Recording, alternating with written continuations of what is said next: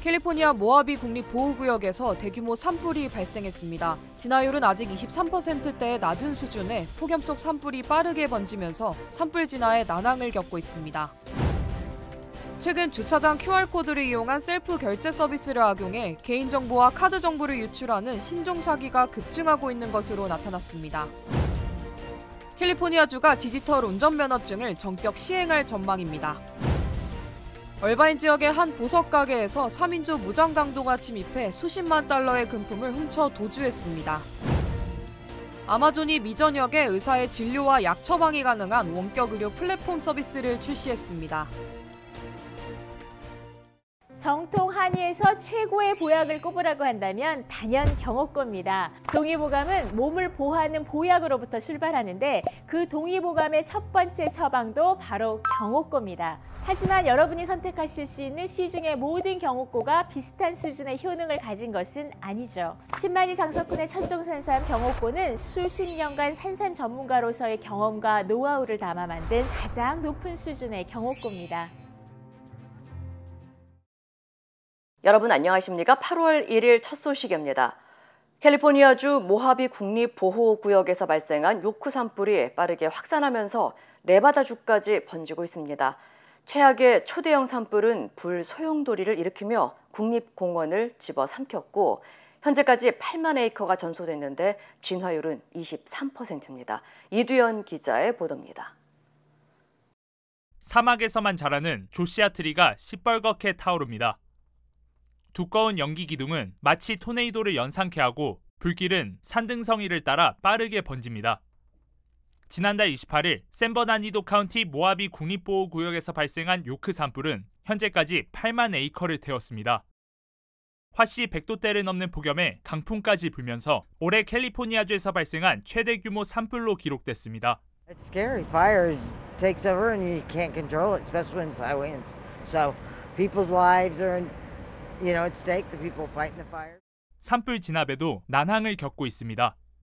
올겨울 기록적인 강우량으로 급속히 성장한 덤불로 인해 산불 확산 속도가 예측할 수 없는 수준으로 빨라지고 있기 때문입니다. 캘리포니아주 소방국은 300여 명의 소방대원과 대형 화재 진압 항공기까지 투입됐지만 진화율은 23%에 머물고 있다고 밝혔습니다.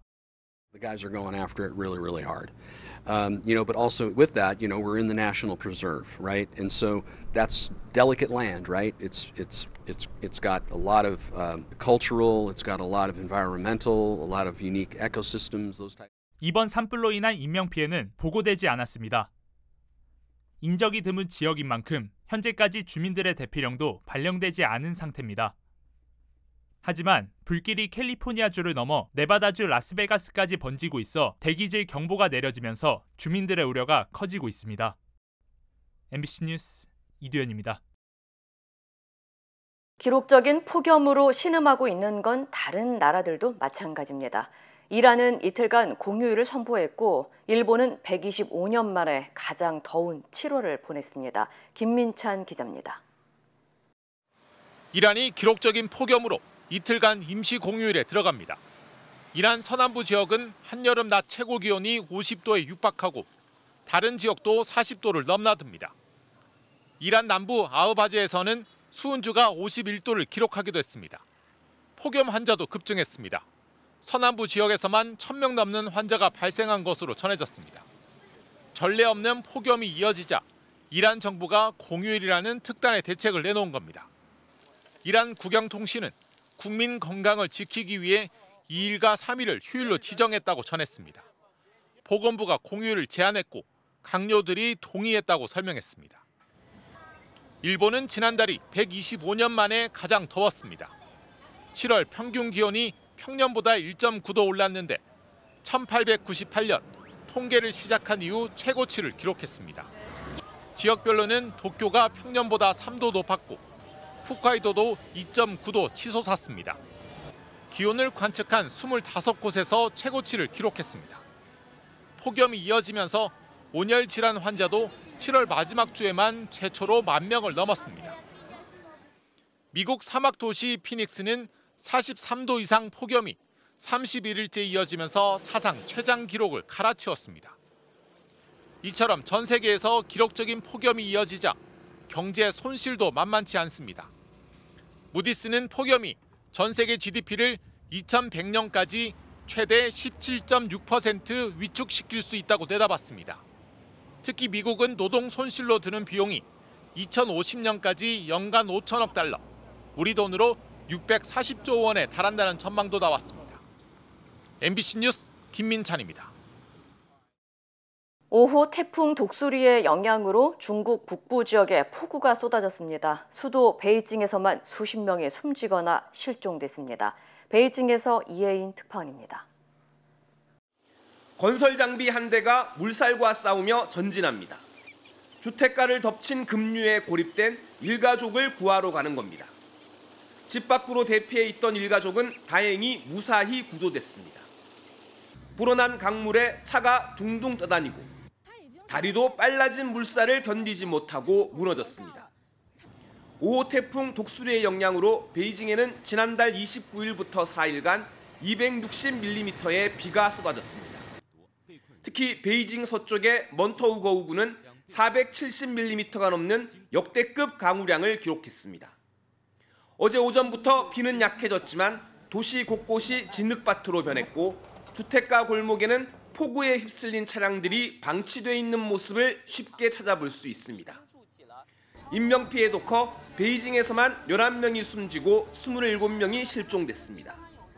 베이징에서 발생한 이재민만 4만 4천 명, 집을 떠나 안전지대로 긴급 대피한 주민도 12만 7천여 명이나 됩니다.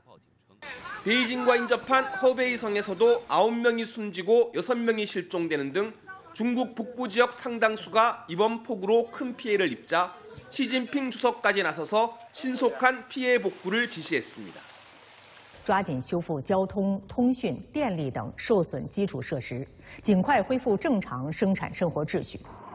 현재 제6호 태풍 카눈도 중국 동남부로 접근하고 있어 중국 당국은 이동 경로에 촉각을 곤두세우고 있습니다.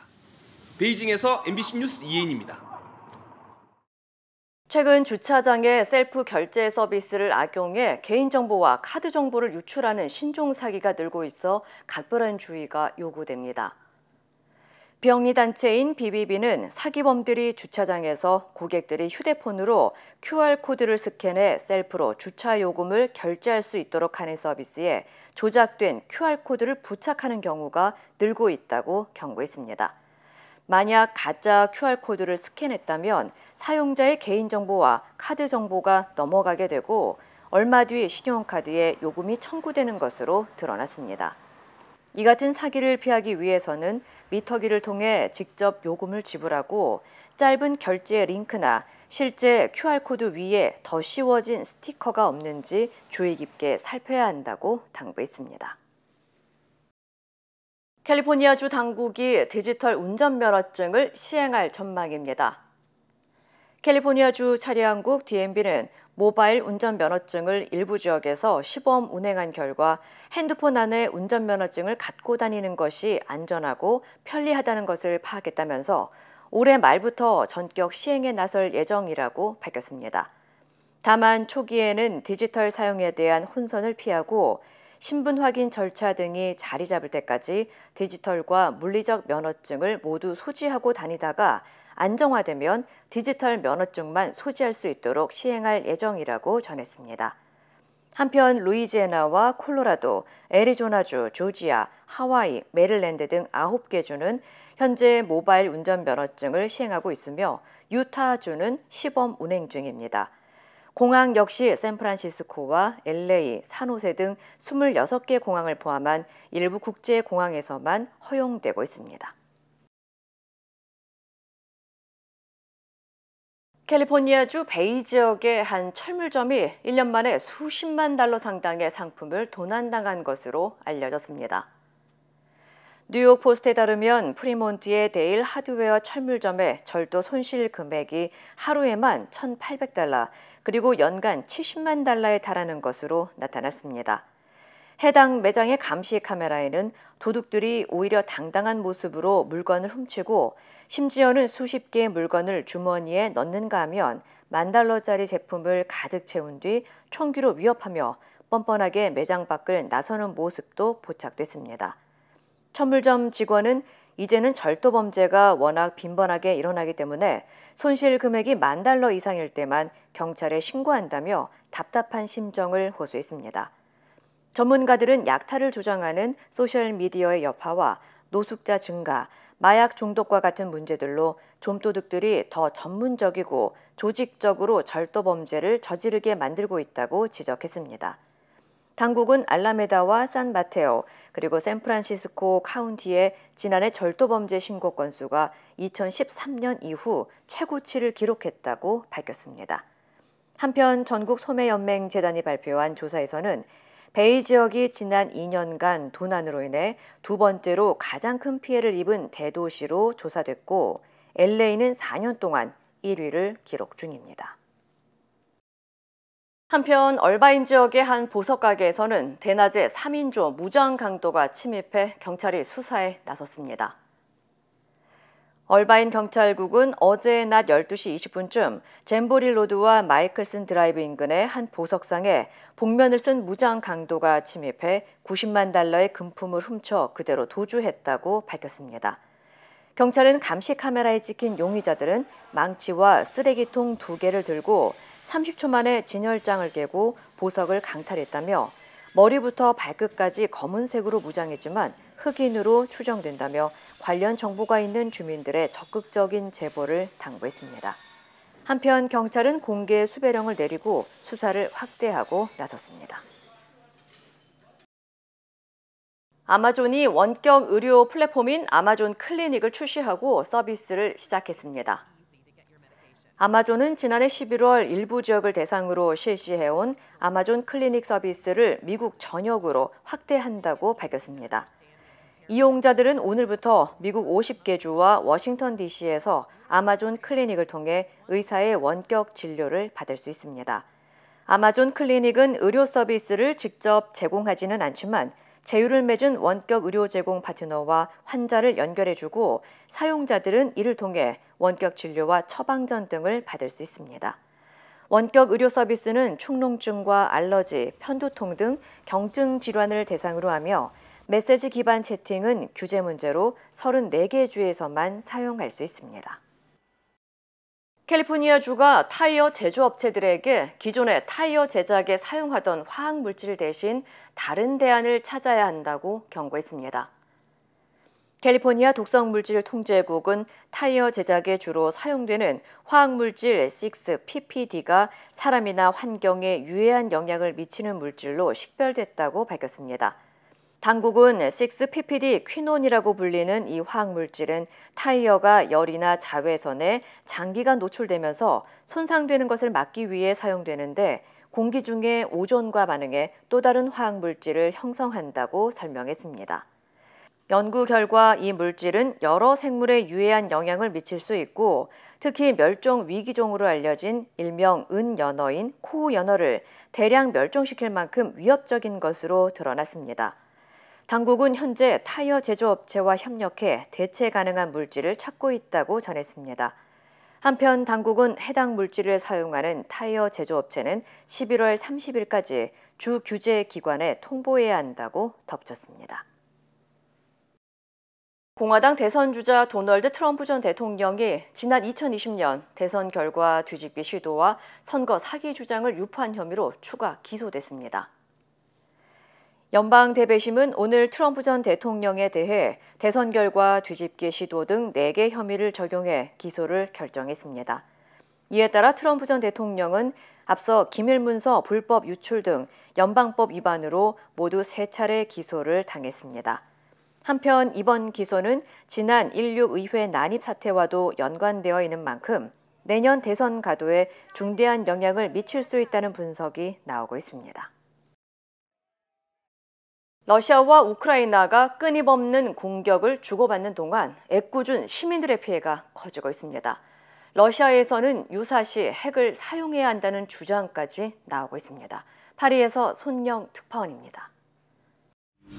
건물 지붕이 산산조각 나 뻥 뚫려 있고 핏자국과 유리 파편들이 바닥 여기저기 뒤섞여 있습니다. 우크라이나 남부 도시 헤르손의 한 병원이 러시아군에 의해 폭격당했습니다. 의사 1명이 숨지고 간호사 1명이 다쳤습니다. І маємо загибель молодого лікаря, талановитого лікаря, який на сьогодні перший день вийшов після інтернатури у свій робочий день, який закінчився. 또 다른 도시 크리비리에도 탄도미사일 2발이 떨어져 10살 소녀 등 주민 6명이 숨지고 69명이 다쳤습니다. 크리비리는 우크라이나 젤렌스키 대통령의 고향 마을입니다. 보복전이 이어지는 전황에서 러시아 민간인들도 전쟁의 위협에서 자유롭지 못합니다. 모스크바 도심 중심부의 고층 건물이 잇따라 드론 공격을 당했습니다. Неожиданно, что второй раз примерно в то же место. Мы не ожидали, конечно. Теперь уже совсем не хочется приходить. 또 흑해에선 러시아 민간 선박을 노린 우크라이나의 해상 드론 공격을 격퇴했다고 러시아 국방부가 밝혔습니다. 러시아의 흑해 곡물 협정 파기로 저소득층을 중심으로 기아와 식량난이 가중되고 있는 상황. 푸틴 러시아 대통령의 최측근인 드미트리 메드베데프 국가안보회의 부의장은 더 나아가 핵무기 사용을 거듭 언급하면서 인류 전체의 불안감을 키우고 있습니다. 파리에서 MBC 뉴스 손영입니다. 남녀 모두를 위한 천연 자양강장제 블랙마카와 세계 10대 건강식품 마늘의 알리신이 만나 블랙마카골드 탄생. 전립선 비대증, 골다공증, 생리통, 빈혈 등 성인에게 꼭 필요한 필수 아미노산 비타민이 함유돼 스트레스, 만성피로와 무기력증, 남녀 갱년기 완화 등 효과 만점.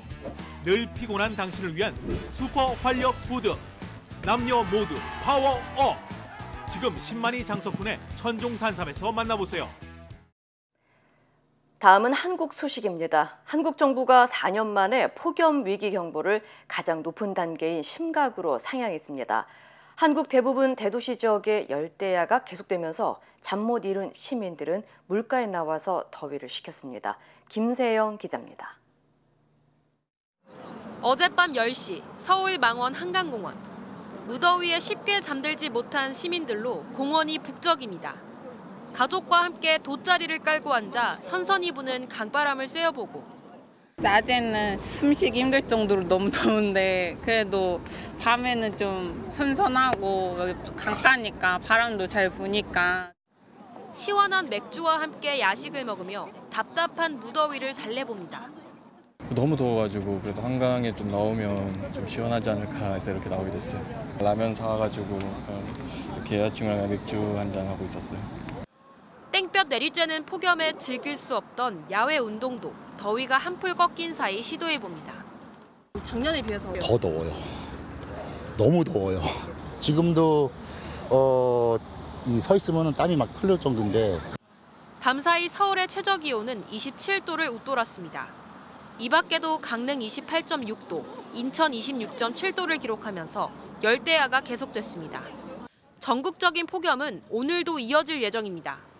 오늘 낮 최고 기온은 경기 여주 38.4도, 광주와 대구가 36도, 서울과 대전이 35도까지 오르겠습니다. 행정안전부는 어제 폭염 위기 경보를 심각 단계로 올리고 중앙재난안전대책본부 1단계를 가동했습니다. 폭염으로 심각 경보가 발령된 것은 지난 2019년 이후 4년 만입니다. 기록적인 더위가 이어지면서 온열 질환자도 속출하고 있습니다.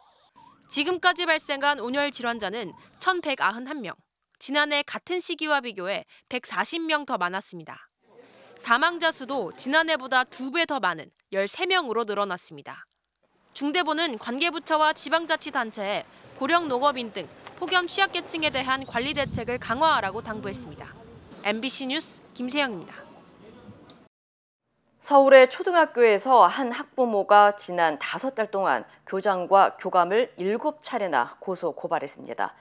전교 부회장 선거를 치르면서 아이가 학대를 당했다는 건데 정보 공개 신청만 29건, 교육청에도 행정 심판 8건을 제기해서 업무가 마비될 지경이라고 합니다. 지윤수 기자입니다. 지난 2월 10일 서울의 한 초등학교 졸업식장에 갑자기 경찰 5명이 출동했습니다. 한 학부모가 이 학교 교감 선생님을 아동 학대로 신고한 겁니다. 11시 반 정도에 이제 관할실에서 연락이 왔어요. 경찰차가 왔다. 그리고 정문인데 경찰과 그 학부모가 같이 오셨다. 교원들한테는 너무 충격적인 거거든요. 발단은 나흘 전 이 학교에서 치른 전교 부회장 선거였습니다. 4학년이던 A군이 당선됐는데 선거 규정을 어겼다며 다른 후보 6명이 일제히 문제를 제기했습니다. 학교 측이 당선 무효 결정을 내리자 이때부터 A군 어머니의 대응이 시작된 겁니다. A군 어머니는 지역 맘카페에 글을 올렸습니다. 교감이 자신의 아이에게 당선 무효각서에 서명하라며 때렸고 15분 동안 소리를 질렀다는 내용이었습니다. A군도 피해를 자세히 진술했습니다. 팔도 때리고 정강이도 때리고 여기저기 때렸는데 그중에 뒤통수를 때릴 때가 제일 아팠다. 이렇게 학생이 진술을 해요. 이어 이 학부모는 아동학대가 명백하다며 아이 명의로 교장과 교감을 경찰에 고소했습니다. 그 뒤로 고소 고발이 잇따랐습니다.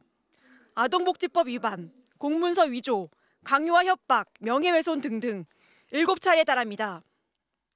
그런데 다행히 교감은 당시 학생과 대화했던 2분 30초 분량의 녹음 덕분에 첫 번째 고소건에선 무혐의 처분을 받았습니다. A군 어머니는 포기하지 않았습니다. 당선 무효를 취소해달라는 등 서울시 교육청에도 잇따라 8건의 행정심판을 제기했습니다. 비슷한 시기 국민신문고에도 24건의 민원을 쏟아부었습니다.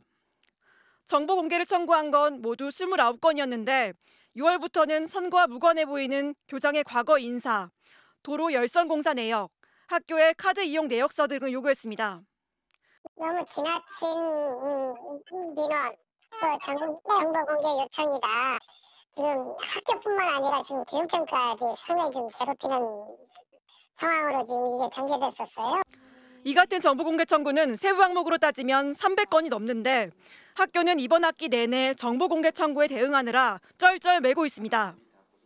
왜 이 귀한 시간에 이런 말도 안 되는 소리를 우리가 읽어야 되나 그런 게 굉장히 자괴감이 들어요.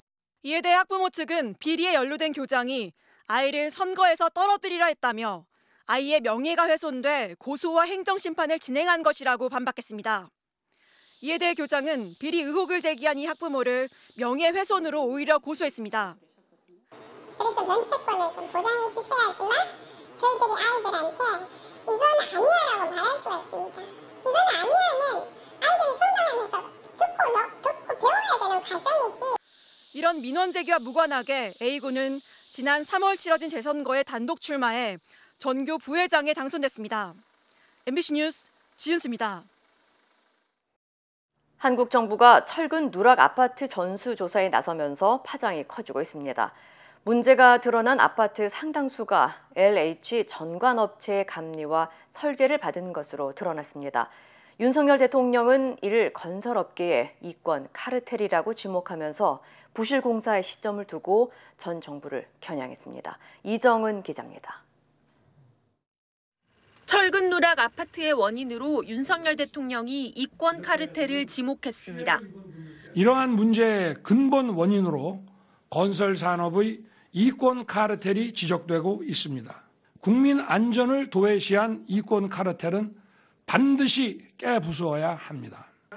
그러면서 윤 대통령은 최근 문제가 된 아파트들이 모두 전 정부에서 공사가 이루어진 점을 강조했습니다.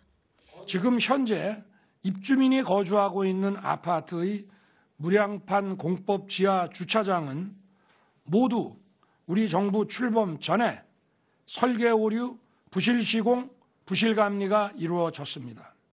민간 영역에서 이전부터 사용되던 무량판 공법을 LH가 2017년부터 본격 사용했는데 그게 딱 문재인 정부와 시기가 겹친 겁니다.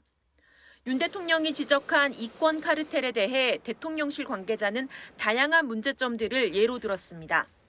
LH가 스스로 밝힌 설계 시공 감리 부실에 인허가 비리, 불법 하도급 문제, LH 퇴직 직원들의 민간 회사 재취업 등이 카르텔에 포함된다는 겁니다.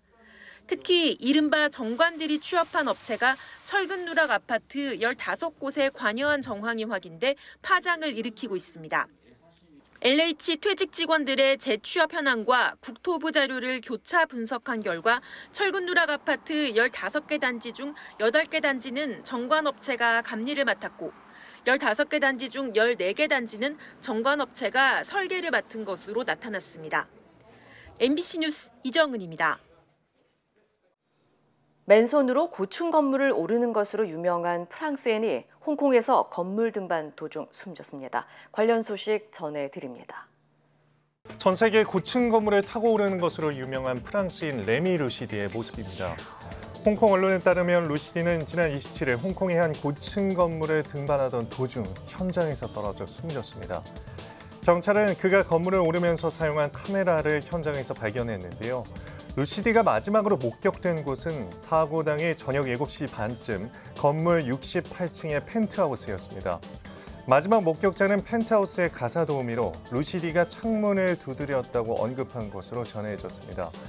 건물을 오르던 중 68층 창밖에서 움직이지 못하며 고립되는 상황이 벌어지자 급히 도움을 요청한 것으로 추정됩니다. 가사 도우미는 경찰에 신고했지만 경찰이 도착하기 전 루시디는 추락해 숨졌다는데요. 경찰 조사 결과 루시디는 당일 저녁 6시쯤 건물에 도착했으며 건물 경비원에게 40층에 있는 친구를 보려고 방문한다고 말한 뒤 승강기에 올라탄 것으로 전해졌습니다. 올해 80살인 조 바이든 미국 대통령이 휴가지에서 우통을 벗고 일광욕을 즐기는 모습이 공개됐습니다. 과거 상의를 탈의한 채 강인함을 드러냈던 푸틴과는 달리 바이든 대통령은 몸매 과시보다는 일광욕 자체를 즐기는 것 같다고 외신들은 보도했는데요. 역사상 최고령 대통령이자 내년 재선을 노리는 바이든의 건강에 관심이 높은 상황에서 미국인들이 이번 사진으로 바이든의 건강한 신체 모습도 살펴볼 수 있게 됐다고 분석했습니다. 바이든 대통령은 사흘 전 해변 나들이에 이어 그제 러호버스 해변 인근 주립공원에서 질 바이든 여사와 자전거 라이딩을 즐기기도 했는데요. 바이든 대통령은 델라웨어주 별장에서 지난 28일부터 시작해 이번 주까지 여름 휴가를 보낼 예정입니다. 발목까지 차오른 물을 뚫고 신랑 신부가 계속 행진하는데요. 태풍 독수리가 지나간 필리핀 중부 불라칸주 마을의 한 성당에서 결혼식이 열렸습니다. 신부의 웨딩드레스 밑단이 다 젖을 정도로 성당 안은 물이 넘실댔고요. 장화를 신은 신랑의 모습도 보이는데요. 태풍 독수리로 필리핀에 많은 비가 내려 피해가 컸는데 결혼식 아침 홍수로 물이 무릎 높이까지 차고 모든 도로가 물에 잠긴 상황에서도 신랑 신부가 결혼식을 감행한 겁니다. 이번 태풍으로 필리핀 북부에선 수십 명이 목숨을 잃고 전력 공급이 중단돼 학교와 회사가 폐쇄되기도 했습니다. 미국 뉴올리언스는 8월 최고 기온이 섭씨 46도를 넘어갈 거라는 경고가 나온 만큼 살인적인 더위가 계속되고 있는데요. 뉴욕타임스가 캔자스주의 한 육가공 업체 도축장을 취재했습니다.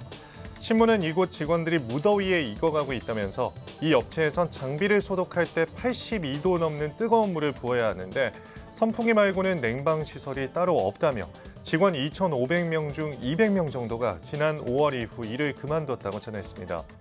패스트푸드점도 상황이 다르지 않습니다. 캘리포니아주 맥도날드 매장에서는 에어컨이 있어도 패티를 굽고 감자를 튀기는 열기를 이기지 못해 그만두는 직원들이 많아 비상이라는데요. 신문은 기록적인 더위가 노동 환경에 악영향을 미쳐 경제 전반 생산성이 떨어지고 있다고 우려했습니다. 생과일 주스를 마시고 있는 이 여성은 30대 채식주의자 인플루언서인데요. 몇 년 동안 채소와 생과일만 먹고 지내던 여성이 지난달 동남아 여행 도중 숨졌습니다. 평소 이 여성은 생과일 식이요법의 건강 효과를 신뢰하며 SNS를 통해 적극적으로 알려왔는데요. 7년 동안 열대과일만 먹어왔고 최근 4년간은 날것의 생채소 식이요법을 한 것으로 전해졌습니다. 지인들은 몇 달 전부터 여성이 건강에 이상이 있었지만 치료받기를 거부했다면서 굶어서 죽은 것 같다고 말했는데요. 여성의 가족은 사인을 가려줄 사망 진단서를 기다리고 있습니다. 전문가들은 생식요법이 이점이 있지만 잘못하면 심각한 부작용을 초래할 수 있다고 경고했습니다. 지난달 호주 서쪽의 그린헤드 해변에서 2m 높이의 거대한 원통형 물체가 발견돼 많은 궁금증을 자아냈는데요. 호주 우주국은 이 물체가 인도 극위성 발사체의 3단 부분에서 나온 파편일 가능성이 높다고 밝혔습니다. 온라인에선 물체의 정체를 두고 지난 2014년 인도양 상공에서 사라진 말레이시아 항공 370편의 파편이라는 분석이 제기됐지만 호주국은 처음부터 우주 발사체 가능성에 무게를 두고 외국 우주기관과 관련 정보를 공유한 것으로 전해졌습니다. 이처럼 최근 세계 곳곳에서는 우주 발사체 일부로 추정되는 물체가 발견되는 일이 잇따르고 있습니다. 이 시각 세계였습니다. 인터넷과 SNS에서 화제가 된 소식들 알아보는 투데이 와글와글입니다. 이삿날은 정말 정신이 없죠. 집 앞에 이삿짐을 내놨는데 이삿짐 센터 직원인 척하며 태연히 물건을 훔쳐간 남성의 모습이 CCTV에 포착됐습니다. 서울 양천구의 한 다세대 주택 주차장입니다. 모자와 조끼를 착용하고 장갑을 낀 한 남성이 이삿짐 주변을 기웃거리는데요. 얼핏 보면 이삿짐 업체 직원처럼 보이죠. 하지만 이 남성 이삿짐 절도범이었습니다. 수레를 가져와 짐을 싣더니 어디론가 사라지는데요. 도난 신고를 받고 출동한 경찰은 CCTV로 남성의 동선을 파악한 뒤 2시간 만에 남성의 위치를 확인해 체포했다고 합니다. 당시 남성이 가져갔던 이삿짐은 100만 원 상당의 가전제품으로 주인에게 무사히 돌아갔다고 하네요. 전동 킥보드를 탄 10대들이 헬멧도 쓰지 않은 채 도로에서 위험천만한 고개 운전을 한 영상이 공개됐습니다. 지난 6월 충청북도 청주시의 한 도로인데요. 영상을 보면 10대 청소년 7명이 버스와 차들을 막고 좌우로 왔다 갔다 고개 운전을 합니다. 신호가 빨간불이지만 아랑곳하지 않고 교차로로 향하더니 교차로를 따라 뱅글뱅글 도는데요. 교차로 진입을 기다리던 차들은 차 신호가 파란불로 바뀌었지만 킥보드 부대 때문에 머뭇거리거나 서행하는 모습입니다. 영상 제보자는 불과 70m 정도 앞에 경찰 지구대가 있는데도 일어난 일이라며 당시 상황을 설명했는데요. 누리꾼들은 이제 하다하다 킥보드 폭주족이라니 빨리 도로교통법을 개정해야 한다고 목소리를 높였습니다. 최근 한국에만 있다는 한 쇼핑백이 논란입니다. 스포츠 브랜드 나이키에서는 리유저블 쇼핑백, 즉 재사용 가능한 이 쇼핑백을 팔고 있는데요. 몇천 원짜리 이 가방을 리폼해서 수십 배 비싸게 파는 사람들이 우후죽순 생겨나고 있는 겁니다. 한 온라인 커뮤니티에 올라온 글입니다. 글쓴이는 한 판매자가 나이키 매장에서 1-2천 원에 파는 리유저블 쇼핑백을 리폼해서 7만 9천 원에 팔고 있다며 상표권 침해가 아니냐고 물었습니다. 글쓴이가 올린 사진을 보면 나이키 리유저블 쇼핑백을 리폼해 어깨 사선으로 매는 크로스백으로 만들었는데요. 가격은 계좌이체 7만 4천 원, 카드 결제 7만 9천 원이라고 적혀 있습니다. 이곳뿐 아니라 온라인 곳곳에서 현재 다양한 형태의 리폼 제품이 검색되는데요. 가격도 싼 건 3만 원대, 비싼 건 10만 원대에 올려놨습니다. 논란이 된 이 가방은 나이키가 종이 쇼핑백 사용을 줄이기 위해 재작년 도입한 것으로 매장에서 작은 건 2천 원, 큰 건 3천 원에 팔고 있는데요. 누리꾼들은 저 정도면 나이키에서 디자인팀으로 초청해야 할 것 같다. 리폼해서 본인이 쓰는 건 문제없지만 판매는 문제있지라는 반응을 보였습니다. 지난달 27일 아르헨티나의 한 고속도로 소고기 23톤을 싣고 가던 트럭이 넘어지는 사고가 일어났습니다. 사고 시각은 새벽 2시 반이었는데요. 어떻게 알았는지 사람들이 트럭으로 몰려들었습니다. 너도나도 무거운 고기를 들어 올리는데 사고로 당한 기사를 도우려나 싶지만 아닙니다. 앞다퉈 소고기를 가져가기 바쁜데요. 사고 트럭에서 고기 덩어리가 쏟아진 걸 본 일부 주민이 새벽 시간임에도 가족과 지인들까지 불러 고기를 약탈하고 있는 겁니다. 일부 주민들은 서로 힘을 합쳐 무거운 소고기를 끌고 가기도 하는데요. 트럭 기사의 신고를 받고 경찰이 출동했지만 소고기에 눈먼 주민들을 막기엔 역부족이었고 1시간여 만에 트럭은 텅 비어버리고 말았다는데요. 안타깝게도 이날 트럭 운전자는 소고기 23톤 가운데 단 한 덩어리도 돌려받지 못한 것으로 전해졌습니다. 투데이 와글와글이었습니다.